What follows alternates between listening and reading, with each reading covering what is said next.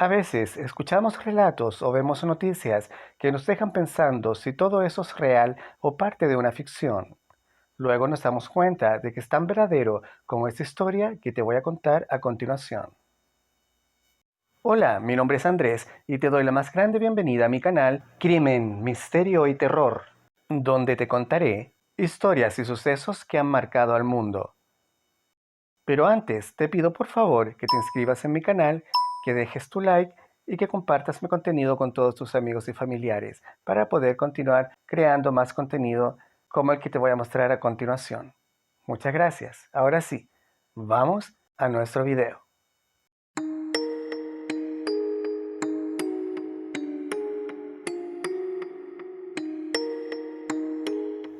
Halloween es sin dudas una noche esperada por muchas personas, tanto adultos como niños, para sacar el viejo disfraz guardado del armario o usar uno totalmente diferente. Como también para ver películas de terror. Sin embargo, a veces ni siquiera es necesario recurrir a la ficción para presenciar hechos realmente escalofriantes y aterradores. La propia realidad puede encargarse de ello en algunos momentos. Después de todo, no solo en la pantalla del cine suceden cosas malas, también en la vida real, especialmente cuando es Halloween. Hay registros de historias que son simplemente aterradoras y reales que sucedieron en esa fecha y marcaron para siempre otra historia más de terror ocurrida en una noche de brujas. La mañana del 31 de octubre del 2010, en los inicios de la festividad más espeluznante y esperada del año, el joven Devon Griffin regresó a su casa en Ohio, en los Estados Unidos, luego de asistir al servicio religioso de los domingos. Eran las 1:30 horas cuando el joven de 16 años abrió la puerta de su casa con la intención de descansar luego de una mañana ajetreada y tras haber pasado la noche fuera de casa, más específicamente en el hogar de su padre biológico. Comencemos. La masacre de la familia Liske.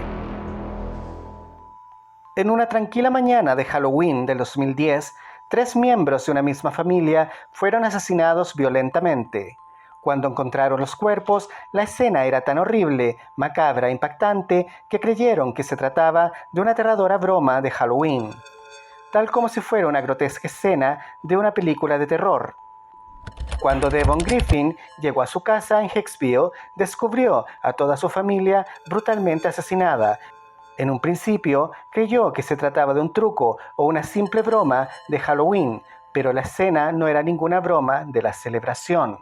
La desgarradora, terrorífica y triste realidad que descubrió cambió su vida para siempre, la de sus vecinos y la tranquila vida de todo un barrio en los Estados Unidos.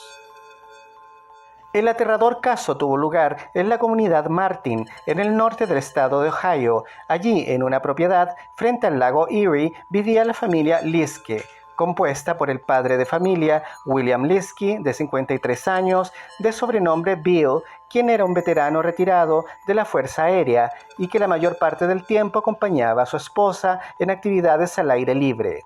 Fue descrito como alguien que tenía un gran corazón y muy apasionado por su esposa. Susan, por otro lado, tenía 46 años y trabajaba como gerente de oficina para el Comité Conjunto de Capacitación y Aprendizaje de Carpinteros del Noroeste de Ohio.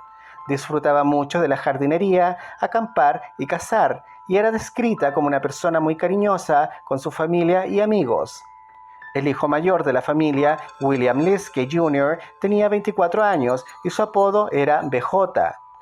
BJ era hijo de William, pero de un matrimonio anterior, y fue descrito como una persona extremadamente reservada e incluso un poco oscura.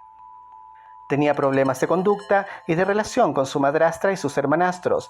Derek Griffin, de 23 años, quien era el hijo mediano y el único hijo de Susan, gustaba mucho de los deportes, correr y el taekwondo, y le gustaba mucho navegar. Sus amigos lo describieron como muy divertido y que hacía muchos chistes tontos para hacer sonreír a los demás.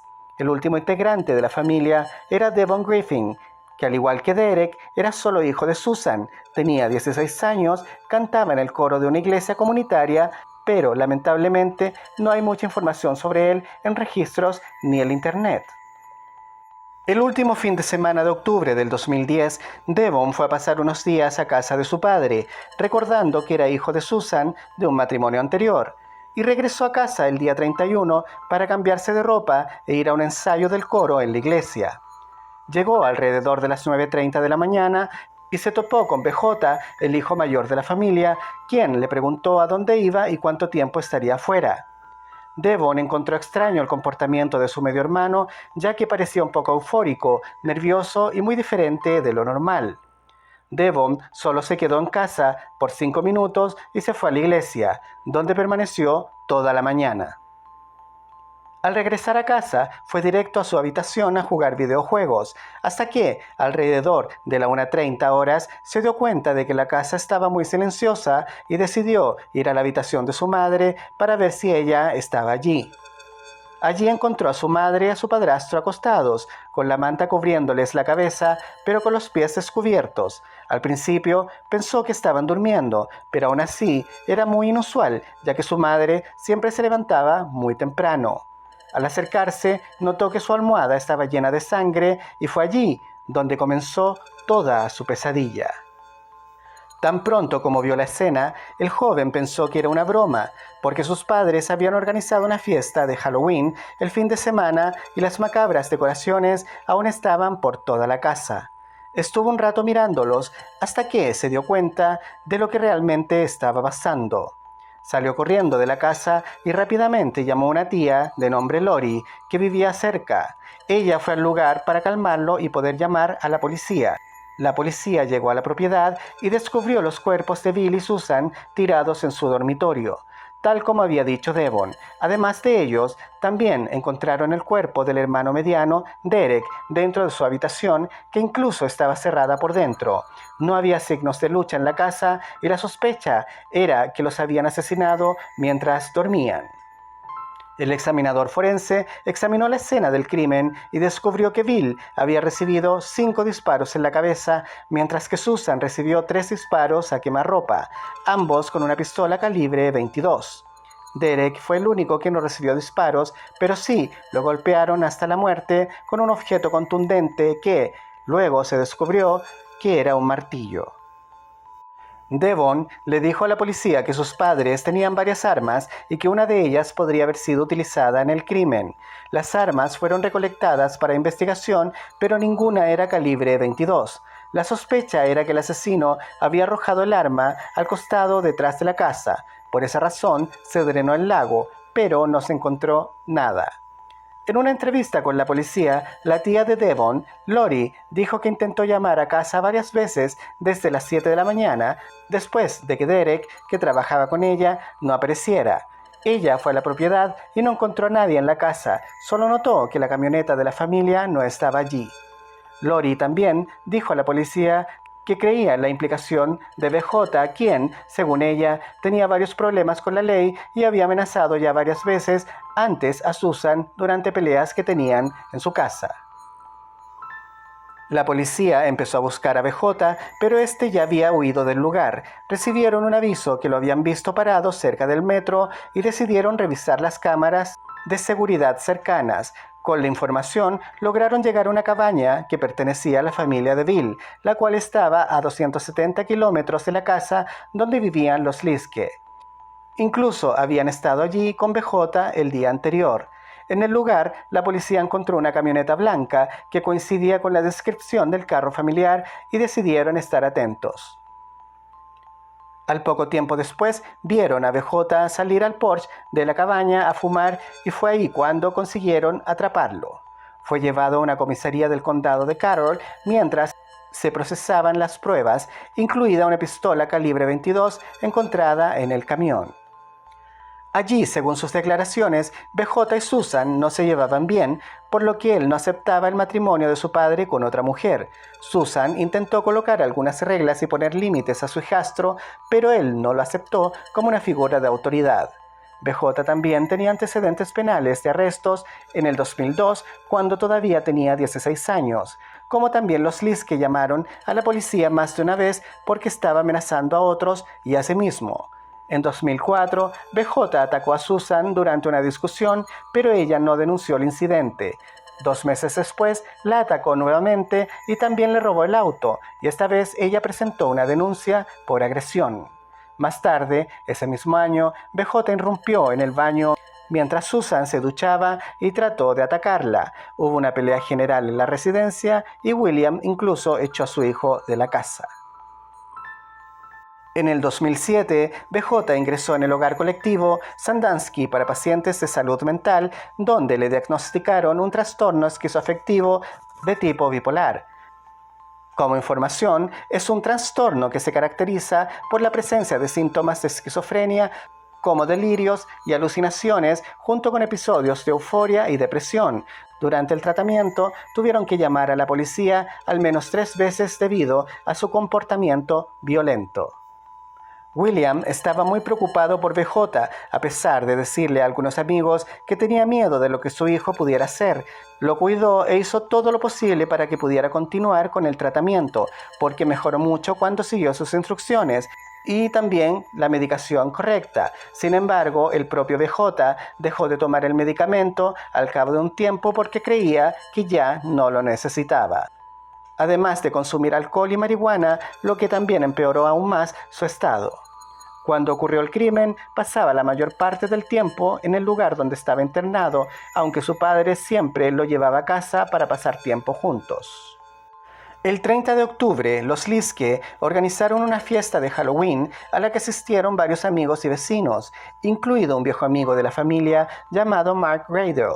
Mark dijo que William planeaba llevar a BJ a la clínica para pasar la noche, pero como había estado bebiendo y no quería conducir, terminó dejando que su hijo se quedara a dormir. El crimen habría ocurrido alrededor de las 6:30 am del día 31, cuando la esposa de Mark escuchó los disparos que mataron a los Liske. Cuando Devon llegó a casa para cambiarse de ropa, la familia ya había sido asesinada. En noviembre del 2010, BJ fue acusado 6 veces de homicidio calificado seguido de robo, con el agravante de haber planeado el asesinato de su propia familia. Aunque tenía diagnóstico positivo de trastorno esquizoafectivo, se le realizaron 2 evaluaciones psicológicas que lo certificaron como apto para ser juzgado. En una llamada telefónica con su madre cuando ya estaba en prisión, ella le preguntó por qué había hecho eso y él le respondió: "No estaba en mi sano juicio". Después de la llamada telefónica, se declaró culpable de 3 de los 6 cargos. Antes de su sentencia, BJ se disculpó por lo que había hecho y dijo que todo era culpa de Satanás y su enfermedad mental. En septiembre del 2011, BJ fue sentenciado a 3 cadenas perpetuas sin posibilidad de libertad condicional y enviado a la institución correccional Ross de Chicolotti en Ohio. El 31 de marzo del 2015 fue encontrado muerto dentro de su celda. ¿Será que el peso de su conciencia hizo que BJ se suicidara en su celda? ¿O la vida se encargó de pagarle con la misma moneda de no poder seguir respirando tal como su familia? Él dijo que no estaba en su sano juicio cuando cometió los crímenes, pero ¿será que realmente no sabía lo que estaba haciendo? Eso nunca se sabrá. Recuerda que todas estas historias son lecciones de vida, por lo que nos ayudan a pensar antes de cometer cualquier error. Y bueno, hemos llegado al final de nuestro video. Pero, ¿qué es lo que tú realmente piensas de este caso? Ustedes son los mejores críticos. Espero tu comentario y opinión. Comenta, ¿qué piensas de este caso? Tu comentario es muy importante para mí. Esperamos les haya sido interesante nuestro video y no olviden por favor de inscribirse en nuestro canal, dejar su like que es tan importante para nosotros, compartir nuestro contenido con todos sus amigos y familiares y activar la campanita de las notificaciones. Muchas gracias por tu atención y confianza. Canal Crimen, Misterio y Terror, historias y sucesos que han marcado al mundo. Hasta un próximo encuentro amigos. Chao.